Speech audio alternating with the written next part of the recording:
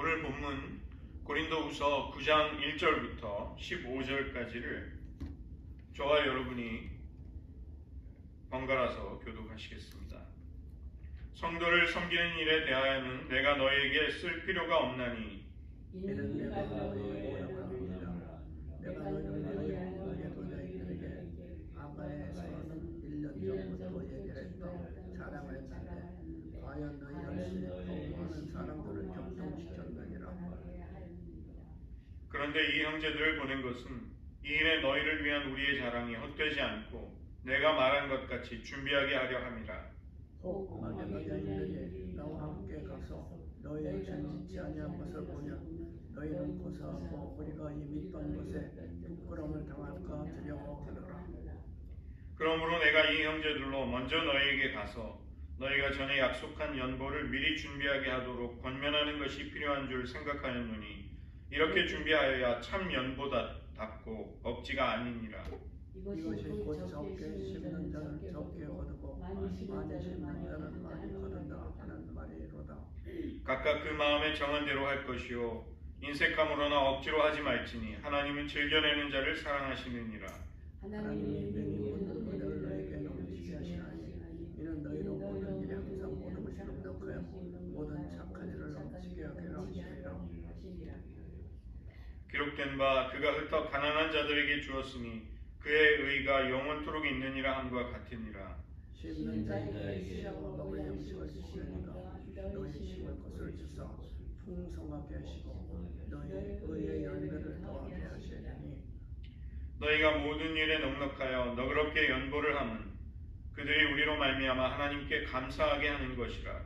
이 봉사의 진노가 성도들의 부족한 것만 보충할 뿐 아니라 사람들이 하나님께 드리는 많은 감사를 인하여 넘쳤느니라.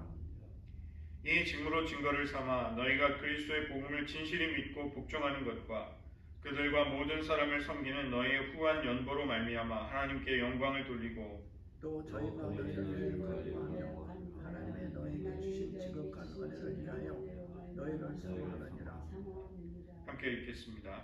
말할 수 없는 그의 은사로 말미암아 하나님께 감사하노라. 아멘.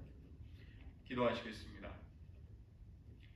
하나님, 이 아침 저희들의 심령과 마음이 하나님의 말씀을 향할 수 있게 하시고 극심한 가난과 환난 중에도 힘에 넘치도록 자원하여 먼저 자신을 하나님께 드리고 아름다운 연보를 드렸던 초대교회 성도들의 아름다운 신앙을 저희들도 본받으며 뒤따를 수 있게 하시고 우리에게 베푸신 하나님의 은혜로 풍성하게 구제하며 헌금하며 하나님의 일에 힘쓰는 것이야말로 우리들의 감사가 넘치는 길이요 하나님께 영광을 돌리는 길임을 깨달으며 우리들의 헌금 생활, 물질로 헌신하는 것이 진실되고 깨끗한 삶이 되도록 도와주시옵소서.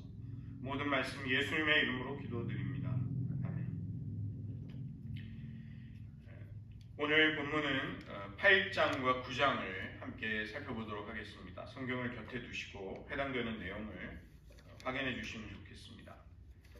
가장 먼저는 예루살렘 교회를 위한 모금을 부탁하고 있죠. 그것이 8장 1절부터 6절의 첫 번째 단락입니다. 이 배경은 무엇이냐 하면 예루살렘에서 열렸던 사도회의가 있었는데 거기에서 이 기근에 빠진 예루살렘 교회를 위해 이방 교회들이 모금을 하기로 결정한 것이 있습니다. 갈라디아서 2장 10절을 보시면 그 예루살렘 사도회의에서 열렸던 내용이 나옵니다. 다만 우리에게 가난한 자들을 기억하도록 부탁하였으니 이것은 나도 본래부터 힘써 행하여 왔노라. 사도 바울은 흔쾌히 자신의 제3차 전도 여행에서 이 가난한 자들을 위한 구제헌금을 모금하고 또 그것을 전달을 하는 일을 수행을 한 것이죠. 기근이 들었기 때문에 전 재산을 처분하고 가난하며 어려움에 빠진 신자들을 위한 구제헌금을 모금하는 것이었지만 사실은 그보다 더 큰 의미가 있었습니다. 이 복음이 전해진 모교회가 예루살렘 교회였기 때문에 영적인 것을 우리에게 준 그 예루살렘 교회가 고통과 기근과 어려움에 가난에 빠졌다는 소식을 듣자 그 복음에 대한 감사를 마음에 담고 있는 이방인 교회들이 사실은 하나님께 예물을 바친 것이었습니다. 그리스도 안에서 유대인이나 이방인이 하나라는 교회의 일치가 이 구제헌금 속에 일어나게 된 것입니다. 바울은 고린도 교인들에게 마게도냐에 있는 교회들을 먼저 모범으로 제시하고 있습니다. 이 마게도냐의 교인들은 넉넉하며 유복한 환경에 있지 않았습니다. 환란의 많은 시련 속에서도 그들에게는 넘치는 기쁨이 있었고 또 참 역설적으로 자기의 처지와 달리 극심한 가난에 처해 있지만 그들은 풍성한 연보를 바쳤던 것입니다. 그냥 힘껏 하는 정도가 아니라 힘에 지나도록 자원했다. 정말 저런 사람들이 어떻게 저런 헌금을 했을까 싶을 정도로 이 헌금에 자원했고 이 은혜와 성도를 섬기는 일에 간절히 참여를 원했던 것은 그들 자신이었다는 것입니다. 마게도냐의 수많은 하나님의 은혜를 받았던 가난했던 고난에 처했던 성도들 누구도 그들에게 구제헌금을 하라고 압박하거나 그들의 의사와 상관없이 그들을 조종하지도 않았습니다. 그들의 헌금은 전적으로 감사와 헌신에서 나온 사랑의 심정에서 나왔던 믿음의 행위였던 것입니다. 부유한 사람들은 그 부유함의 수준을 유지하기 위해서 많은 돈을 쓰죠. 그 때문에 그런 사람들은 수입이 많음에도 불구하고 점점 더 자기 자신과 자기의 가족만을 위할 뿐입니다. 그러나 가난한 마게도냐의 신자들, 그들은 가난함 속에서도 풍성한 연보를 바치며 이웃을 돕고 또 동료 신자를 위할 수 있었습니다. 8장 5절에 보시면 그들의 헌금의 비밀이 나옵니다. 그들은 먼저 자신을 주님께 드렸습니다.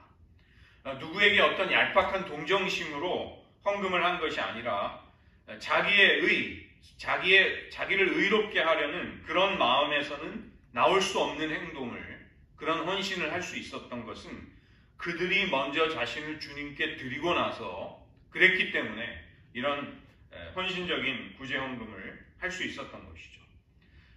우리의 생명, 우리의 소유가 다 주님의 것이라고 고백할 수 있을 때 우리는 기꺼이 헌신할 수 있습니다. 물질이 뭐가 아깝겠습니까? 더 드리지 못하는 것이 안타까울 뿐이죠.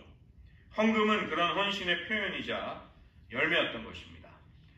바울은 이 고린도 교회를 향해 이 구제헌금에 너희도 동참하라. 너희가 동참하기를 원한다.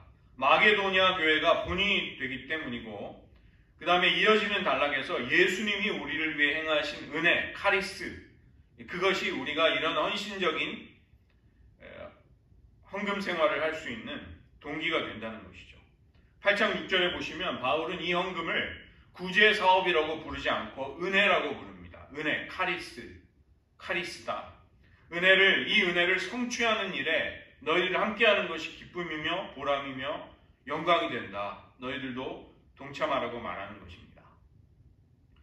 제가 동부에서 먼저 있었던 교회는 10여 년에 걸쳐서 혼두라스에 수많은 헌금을 보내고 또 많은 물질적인 투자를 했습니다.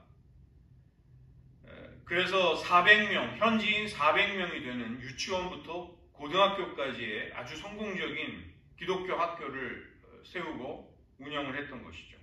그런데 나중에 파송이 된 그 선교사님이 재정보고를 하지 않고 학교를 사유화하였습니다.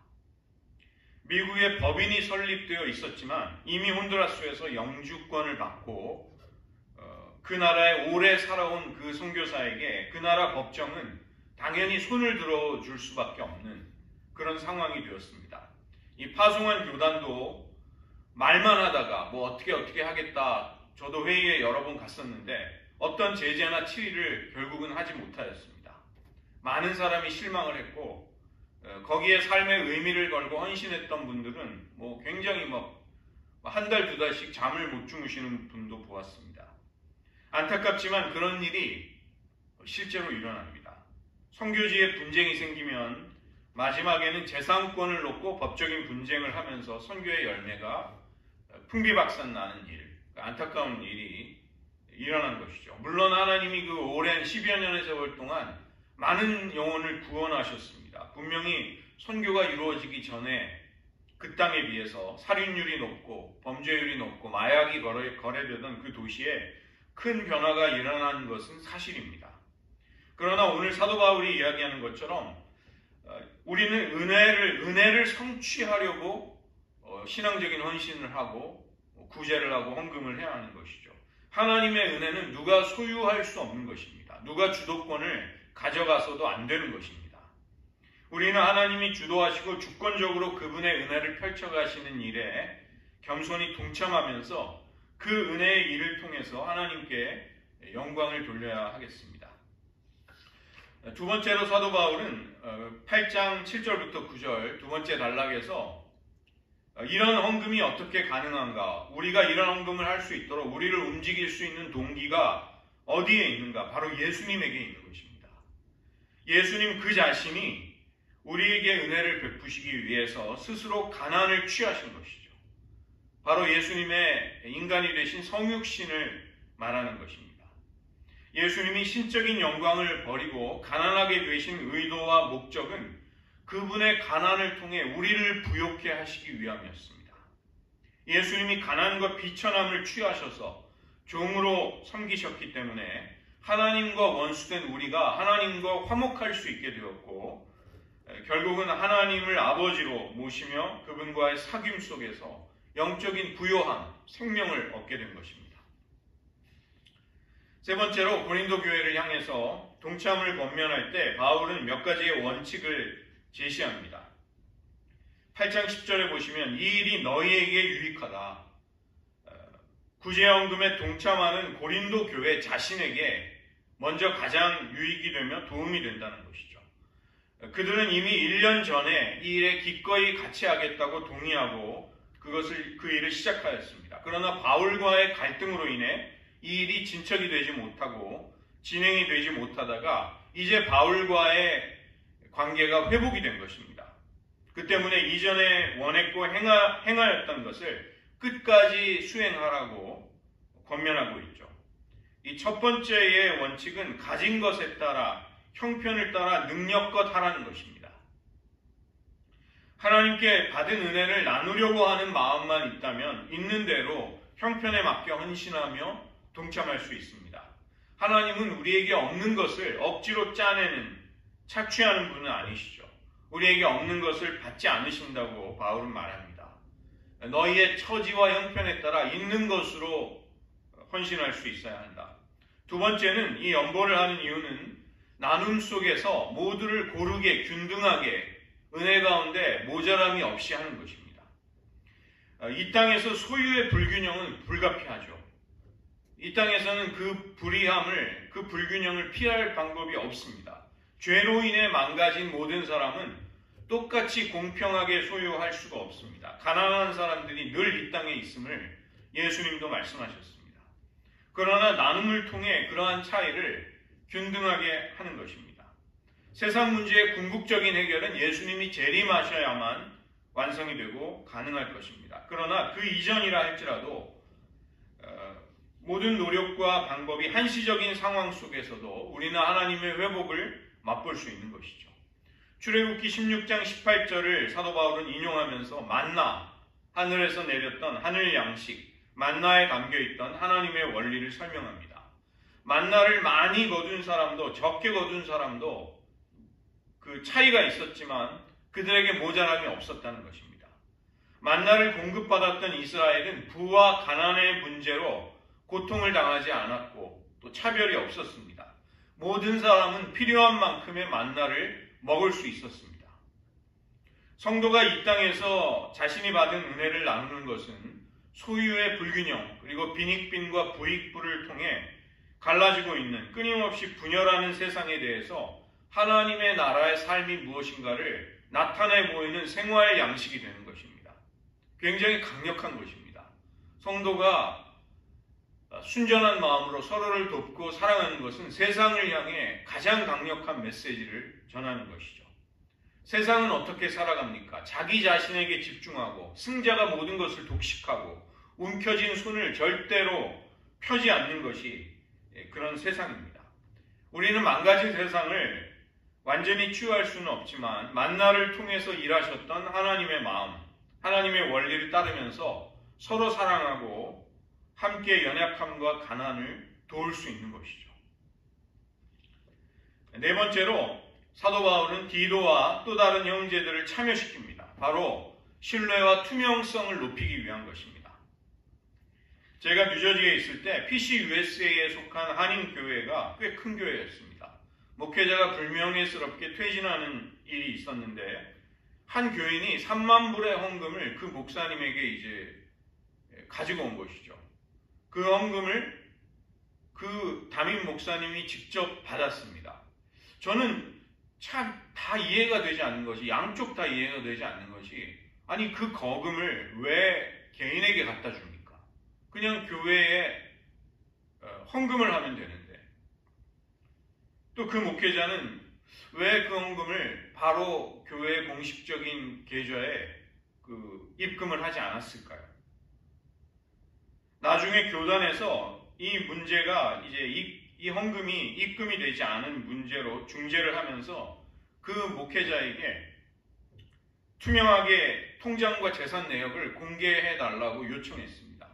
그 목사님은 자신의 변호사와 상의하겠다고 하고 변호사의 조언을 따라 하지 않겠다는 그런 이유로 자기의 재산을, 통장을 공개하지 않았습니다. 결국은 사임을 하고 또 개척을 했죠. 안타까운 일입니다. 헌금을 갖다 줬다는 교인, 받았지만 통장을 까보이지 않는 목사, 둘 중에 누군가는 이게 거짓말을 할 수밖에 없는 상황이 된 것이죠. 8장 16절부터 17절을 보시면 사도 바울은 이 연보, 구제헌금을 모금하며 전달하는 일에 책임을 맡긴 사람을 소개하는데 그가 바로 디도입니다. 디도. 그는 이미 바울의 세 번째 편지, 눈물의 편지를 고린도 교회에 전달했던 사람이고 모든 교회에서 칭찬을 받는 사람이었죠. 8장 18절을 보시면 이름을 밝히지 않은 그 형제라는 또 다른 사람, 디도 말고 또 다른 사람을 언급하고 있고 8장 22절에도 보면 우리의 한 형제, 이 세 번째 또 다른 인물이 이 구제헌금을 모금하고 전달하는 일에 바울에 의해서 세워지게 됩니다. 그들은 바울과의 친분 때문이 아니라 모든 교회에서 칭찬을 받고 신뢰를 받은 사람들입니다. 공적인 임무를 맡아서 파송이 된 사람들이죠. 사사로의 일을 처리하지 않을 사람들이었습니다. 하나님의 사랑을 나누는 이 은혜의 사역, 연보를 나누는 일의 성격을 잘 이해하고 바울과 동역할 수 있었던 동역자였습니다. 자칫하면 사도들이 헌금을 유용한다는 비난과 거짓 비방에 휘말릴 여지가 있었죠. 이것을 막은 것입니다. 투명하면 할수록 거짓과 분열이 들어서고 사탄이 장난을 칠 여지가 없어지게 됩니다. 그 때문에 이 재정에 있어서 투명하지 않은 사람, 그들은 문제를 일으킵니다. 그들은 교회를 분열시키고 하나님의 이름을 수치스럽게 하는 것이죠. 8장 22절을 보시면 바울은 너희를 크게 믿었다는 표현을 씁니다. 바울 역시도 고린도 교회와의 관계가 회복되었기 때문에 회개하고 하나님 앞에 이제 정신을 차린 고린도 교회를 믿고 인정해 줍니다. 그 때문에 여러 교회 사자들이요 그리스도의 영광인 그 동료, 동역자, 형제들을 세움으로써 이 은혜를, 카리스를 전달하는 일을 하게 하고 고린도 교회가 이 일에 동참할 것을 당부하는 것이죠. 마지막으로 고린도후서 9장에 보시면 바울은 연보에 동참하기를 독려하며 권면합니다. 바울은 고린도 교회의 열심을 마게도냐 교회들에게 자랑했던 일이 있었습니다. 그래서 그 자랑이 헛되지 않기를 바라노라 이렇게 말합니다. 막상 고린도 교회가 준비가 되어 있지 않은 것을 이 구제헌금에 예루살렘 교회를 돕는 일에 준비가 되어 있지 않음을 다른 교회들이 알게 된다면 고린도 교회는 부끄러움을 당할 것을 염려하고 있습니다. 그래서 바울은 너희가 전에 약속했던 연보를 미리 준비하라. 내가 그것을 너희들에게 권면할 필요를 느낀다. 억지로 하는 것이 아니라 참된 헌금을 해야 한다. 이렇게 당부한 것이죠. 첫 번째로는 연보의 방법입니다. 자원함과 넉넉한 마음으로 즐거움으로 해야 한다. 9장 5절부터 7절에 나오죠. 9장 6절을 보시면 적게 하고 많이 한다는 표현이 나오죠. 이것은 양이 적고 많은 것이 아닙니다. 이 적게라는 말은 페이도메노스, 인색하게 아주 아까워하면서 하는 것이 적게 하는 것입니다.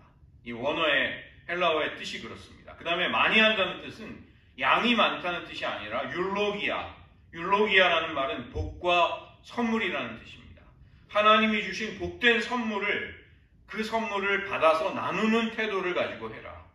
그래서 적게 하지 말고 인색하게 아까워하면서 하지 말고 많이 해라. 율로기아, 하나님의 복과 선물을 나누려는 태도를 가지고 해라. 이렇게 당부하죠. 각각 마음에 정한 대로 하고 아까워서 슬퍼하며 억지로 하지 말아야 한다. 자발적인 결정으로 넉넉한 마음을 품고 하나님 앞에 즐거움으로 할 수 있어야 한다. 이렇게 당부하는 것입니다. 우리의 헌금 생활에도 그대로 적용되는 원칙들입니다. 두 번째로는 이 구제헌금의 자원이 소스가 어디에서 나오는가? 하나님의 은혜로운 공급하십니다. 그것을 9장 8절이 말하죠. 하나님은 모든 은혜를 풍성하도록 넘치도록 우리들에게 풍성하게 하시는 분이십니다. 바울은 시편 112편 9절을 인용하고 있습니다. 가난한 자들을 돕는 것은 하나님의 뜻이며 하나님의 언약의 관계 속에서 사랑을 실천하는 이들은 부족함이 없게 하시는 하나님으로 인해 그 일을, 그 의로움을 계속할 수 있게 된다. 하나님의 넉넉하고 풍성한 은혜를 경험함으로써 섬김과 구제와 사랑의 실천을 할 수 있게 되는 것을 볼 때 그것을, 그 혜택을 받는 이도 감사하게 되고 그 헌신을 할 수 있었던 사람도 감사하게 되는 것이죠. 9장 10절, 여기에 헌금의 중요한 원리가 담겨 있습니다. 9장 10절을 보시면 심는 자에게 씨와 먹을 양식을 주시는 이가 너희 심을 것을 풍성하게 하시고 너희 의의 열매를 더하게 하시리니 이렇게 되어 있죠. 하나님은 심는 자에게 씨와 먹을 양식을 주십니다. 하나님의 은혜로 우리가 추수해서 얻게 되는 곡식은 두 가지의 목적으로 나누어진다는 것입니다. 양식은 우리가 먹어야 하죠. 우리가 생존을 위해서 먹어야 하는 것입니다. 그러나 씨는 먹는 양식이 아니라 종자입니다. 이 씨는 종자로 남겨서 다음 해에 농사가 가능하도록 준비해야 하는 곡식들입니다. 모든 곡식은 다 먹어치울 수 없습니다. 먹는 양식도 있지만 그 가운데는 씨, 종자를 남김으로써 다음 해의 농사를 준비해야 하는 것이죠. 우리가 하나님께 바치는 11조와 구제헌금과 감사헌금은 남겨두어야 하는 종자에 해당되는 것입니다. 우리가 이것을 식량으로 여겨서 먹어버려서는 안 됩니다. 하나님은 우리가 하나님께 바치고 이웃을 구제하는 삶을 살아갈 때 우리의 삶을 계속해서 풍성하게 하십니다. 9장 10절에 보시면 심는 자에게 씨와 먹을 양식을 풍성히 주시는 이가 너희 심을 것을 주사 풍성하게 하시고 너희 심을 것, 너희에게 풍성한 종자를 주셔서 다음 해에 이어지는 삶이 계속 풍요로울 수 있도록 도와주시는 것이죠. 마치 돈을 꿔준 은행장이 채무자들을 감시하듯이 하신다는 뜻이 그런 의미가 결코 아닙니다. 하나님은 선하신 뜻에 따라 그분의 자애로운 마음으로 행하는 일들을 우리를 위한 축복으로 되돌려 주시기를 원하십니다. 이런 질문을 하는 분들이 계십니다. 우리가 왜 지금 은혜의 시대를 살고 있는데 구약 시대에 하던 11조를 해야 합니까? 그런 질문을 하는 사람들은 애초에 출발부터 잘못된 질문을 하는 사람들입니다.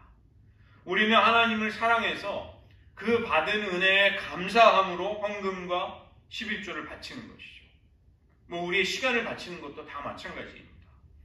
우리가 그렇게 식량으로 다 먹어치우지 않고 씨와 종자를 남기는 삶을 살아갈 때 하나님은 우리를 풍성하게 하십니다.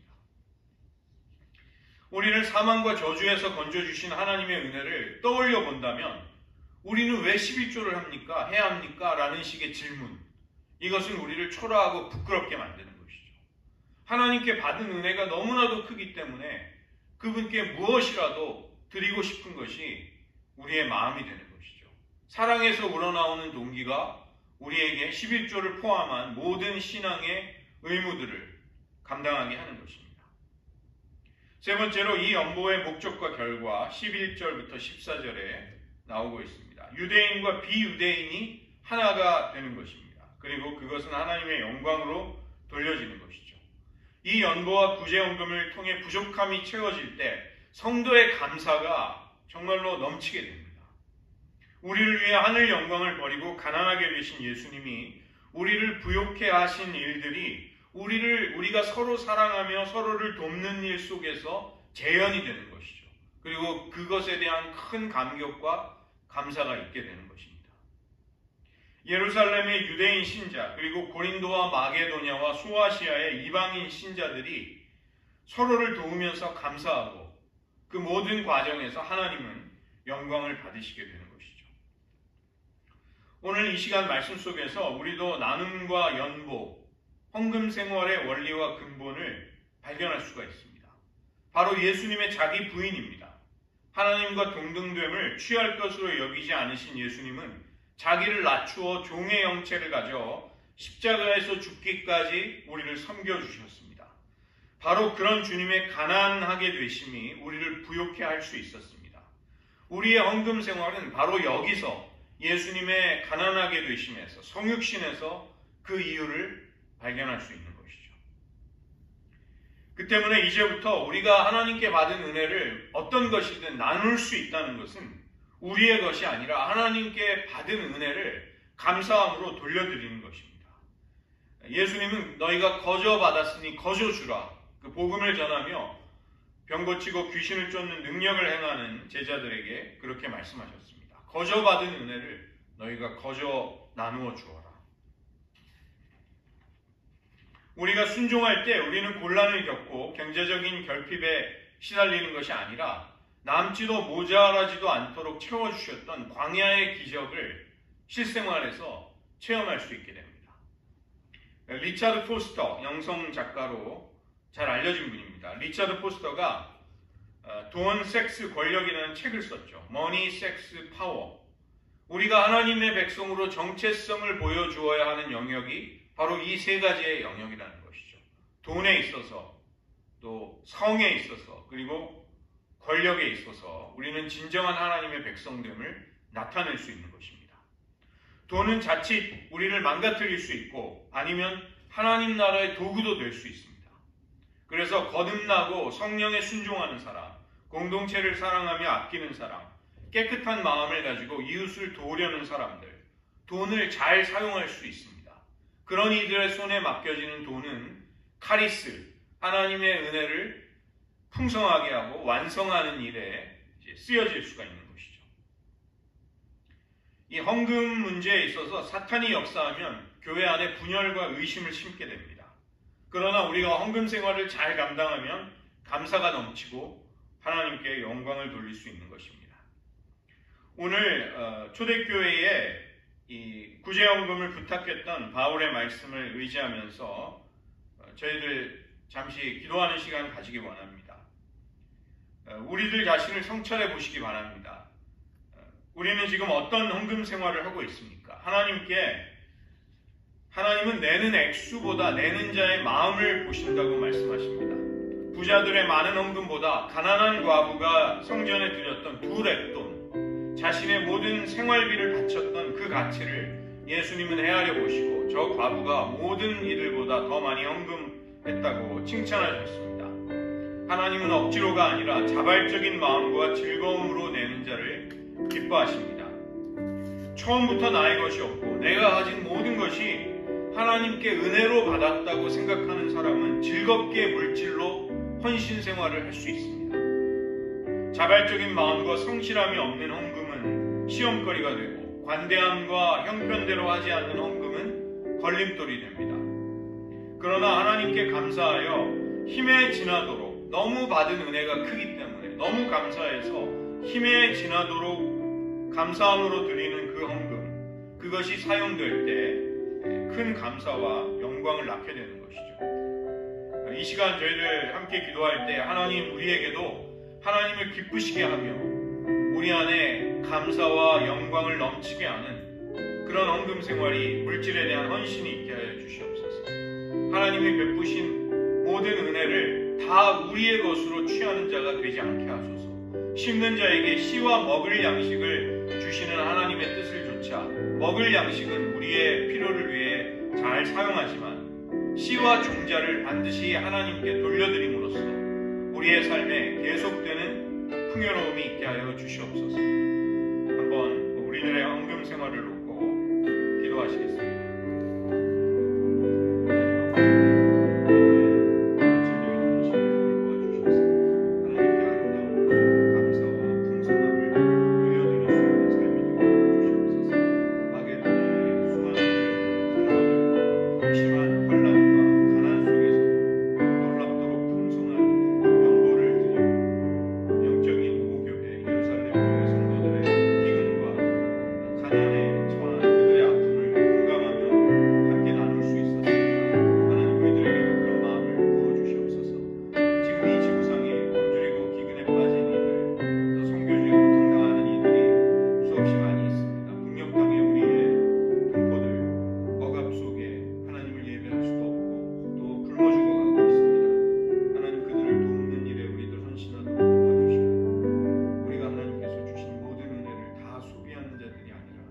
씨와 종자를 남김으로써 그것을 돌려드림으로써 우리들의 풍요와 또 물질 생활이 계속해서 번영할 수 있도록 하나님 은혜 베풀어 주시옵소서.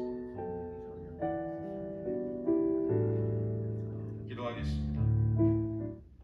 하나님 아버지, 사도 바울은 고린도 교회를 향해 극심한 환난 가운데 가난 중에서도 힘에 넘치는 아름다운 헌신을 하나님께서 베푸신 은혜에 대한 감사함으로 드렸던 마게도냐 교회를 모범으로 제시하며 우리의 모든 헌금 생활의 동기와 근원이 스스로 가난을 취하심으로써 우리를 부욕해 하신 예수님의 섬김, 예수님의 성육신에 있음을 우리에게 말씀하고 있습니다. 하나님, 우리들 평생에 걸쳐 하나님이 베풀어 주신 은혜에 대한 감사함에 넘치는 물질의 헌신이 있게 도와주시옵소서.